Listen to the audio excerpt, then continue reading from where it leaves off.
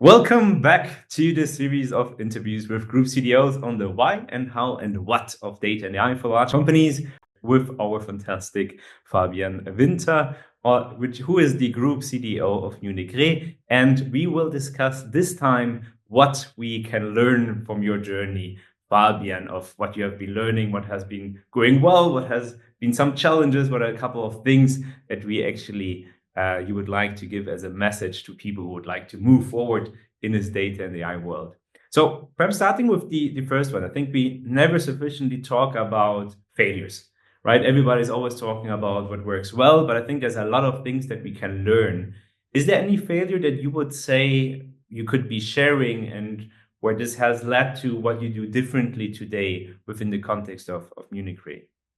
When we implemented our data lake, we had a firm belief that if you have a significant democratization, that people would start sharing their data and building data products and becoming data stewards and things like that, and a kind of a data economy in Munich Re would develop itself, and that hasn't turned out to be true. So if you want to have global data products, I think you need dedicated teams and experts and people who also market that. I think that's a clear learning, and we have done it wrong at the beginning, and we learned out of it, and we have changed it now. Yeah.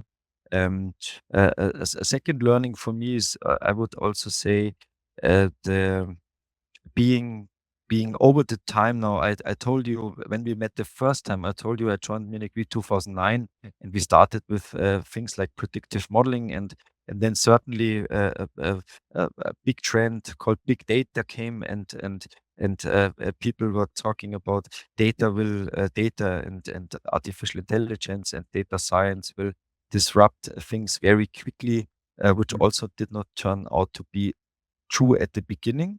I still believe that all these technologies and all these trends have a massive implication on the way how we live and also the way how we earn money. But as and I think there's some literature around that these kind of disruptive technologies, the impact of that kind of disruptive technologies are always somehow the speed of change is overestimated at the beginning and underestimated otherwise. And one of the learnings, and I observed the same also with me, I have to say, in the last 15 years. And one of the learnings is try to stay as close to the real curve as possible. So try to limit the overestimation, manage expectations. Jenny, I was a very good example when GPT 3.5 was released, I think end 2022, I think, if I get it right. People were talking a lot about that will change everything within 3 months. I'm now making that very black and white. But of course, that was never true. That was never true. And all people who understood how transformer models and how this works also knew that this will not go that fast. So at the beginning, I then had to manage expectations down, which was somehow strange. If you're the chief data and AI officer, if you tell everybody else in the company, okay, yeah, relax, it will not be that fast. We have to find the right use cases and not burning money for nothing. And now the first consultants, which I hear, are telling me, Jenny, I was was overhyped, and it was. It didn't deliver what it has promised, and I can laugh about that, yeah, because sometimes it's exactly the same guys 2 years ago which were saying that the world will change tomorrow, which now tell me it was overrated and it didn't deliver what it has promised. And I think that are on a company level, that are things we shouldn't do. We should try to stick to the real curve as close as possible, because then you also have a chance to find the right use cases. So when you talk about Gen AI and you understand what the current let's say versions of this large language models can already do and cannot do, then you can also have some solid expectations on where you can already create valuable use cases. For example, summarizing text works quite good, I would say, while taking complex decisions does not work, because we are still lacking how we combine expert knowledge and expert data with this very generic knowledge in large language models.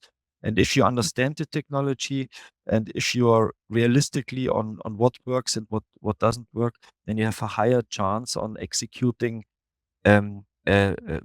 economically meaningful use cases.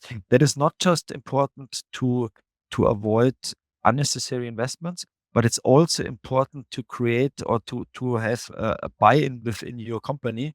Because if people trying out things several times and it never works, it's very hard to convince them of a third or fourth time to try out the same stuff. I think you're pointing towards a very important question, right? Because obviously we are in a transformation, and data and AI is changing a lot of things, and we need to embark people, and we need to create urgency so that people accept the type of changes. The problem is now that everybody has told for years that you're going to be disrupted, and for every new technology you're going to be disrupted and don't exist anymore, and then you have those hype cycles. So I think this managing of the expectations, as you mentioned, is actually quite a big challenge. So thank you very much for sharing that. Perhaps moving more to a field where you say, is there anything where you say we tried something and it really worked out for us, and it's something that actually more people should be doing as well, like a best practice that you have seen?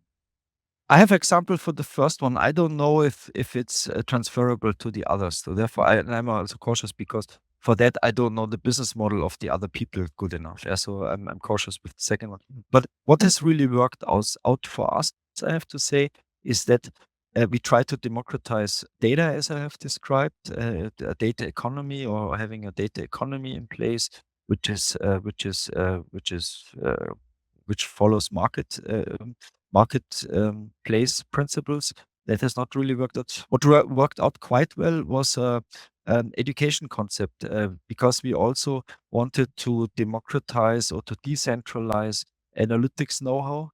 And as I told you when we met the first time, we are expert driven. So therefore, it was always a challenge for us to combine the subject matter expertise of engineers or physicians with data science skills. And so therefore, already 2016, I think, we started creating a kind of a data analytics academy for the whole company, for different profiles on different levels. So from awareness trainings for all employees, in short e-learnings, 10 minutes each, what is analytics all about, to dedicated trainings for managers, client managers, or business analysts, to very sophisticated trainings for our natural science people, our actuaries. We have a lot of mathematicians as actuaries, where we spend a lot of time and money in upskilling them together with universities in Europe, in US, but also in Asia. And I think that was maybe one of the things where we were, which was good, you could say, because that led to the fact that data analytics capabilities are now everywhere in Munich Re. So there's not a single office in Munich Re, even if you have just 10 or 20 people there, where not at least one of these persons has done we call it a black belt, a dedicated black belt training. So where somebody has a really sophisticated training, or performed a sophisticated training around data analytics, or now also AI. So we have added also the AI and NLP stuff to our academy. And I would say, is this transferable to others? Maybe to some. Depends a little. Depends. I think it strongly depends how centrally or decentrally you can take decisions, and how decentrally your knowledge is, and so on. So therefore, I would be very cautious on telling other people what to do. But at least for us, this kind of significant investments into our own stuff, and not hiring too many people from outside our industry, has worked out for ourselves. Yeah. Yeah, I think seeing different companies, I think it's yes and no of transferability of how you describe it. Probably, I think you guys went way more in depth into the skill level that you need. But I think making this bridge between your domain experts and then the tech guys, and seeing how can we strengthen the communication, is something that we see in a lot of organizations, really core for driving the success. So I really agree with you. Perhaps just one last question before we end the series here is there anything like more from a personal learning, you as being a group CDO through your personal journey, that you would like to give as a message to people who would also take more roles in the data and AI field? Anything you would like to share? I mean, it depends a little bit how your career should look like, I would say. But I think if you would take over responsibilities in economy, not on a university, not in academia, yeah, but in economy, I think it's one of the most crucial things is that you're not reducing yourself to the academic part of the story. Mhm. And I see this sometimes with very young data scientists, which are still fascinated by everything, by all the great stuff they had learned at university. Because I would say the mathematical foundation is, and I said this also in one of our first meetings. The mathematical foundation, I think, is very, very important. It's very important that you understand math, that you understand technology, but it's a and here this is now a mathematical explanation. It's a necessary but not a sufficient capability. Yeah. So I think to be successful in data science, you somehow need a quantitative background, but Mhm. if you want to be successful in economy, you need more than that. And you shouldn't stop thinking how good is my model, but you should at the end think about how do I earn money with that. And Mhm. I see this sometimes with some of our freshmen or junior people, they sometimes stop or think the job is done with I